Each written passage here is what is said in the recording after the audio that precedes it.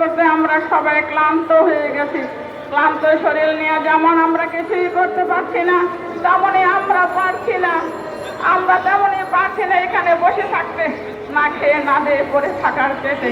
মৃত্যু মনে হয় আমাদের অনেক বেশি ভালো, কারণ মৃত্যুর যন্ত্রণা আস্তে আস্তে যন্ত্রণা যেতে একবারে যন্ত্রণাই হয়তো আমাদের জীবনের শেষ যন্ত্রণা হবে।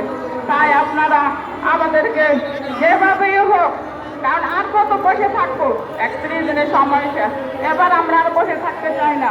হয় আমাদেরকে একটা সুনির্দিষ্ট ঘোষণা দেন, আর না হয় আমাদেরকে চিরদিনের জন্য এখানে আত্মহতি দেওয়ার জন্য ব্যবস্থা করে দেন। কারণ দুটা জিনিসই আমাদের কাছে খোলা আছে, একটা হচ্ছে জাতীয়করণ, না হয় হচ্ছে আমাদের মরণ। তো মরণ যদি আমাদের ভাগ্যে থাকে তাহলে আমাদের মরতেই হবে। আমরা বেঁচে থেকে কি লাভ? সংসার সন্তানদের কাছে যদি আমরা সমস্ত খাবারই না দিতে পারি, নিজেরাও সম্মানের সাথে বাঁচতে না পারি, এই বাঁচার থেকে মৃত্যু হয়তো আমাদের আরো বেশি ভালো। তাই আমরা মৃত্যু ছাড়া আর কিছুই বুঝতে পারি না।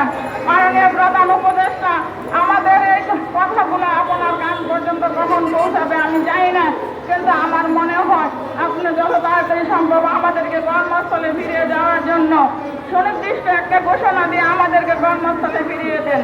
না হলে আমরা এই 20,000 শিক্ষক আর বাড়িতে ফিরে যেতে পারবো না, কারণ আমাদের আর পথ নাই, দেয়ালে পথ থেকে গেছে, আমাদের যাওয়ার ব্যবস্থা নাই, আসা অনেক কষ্ট।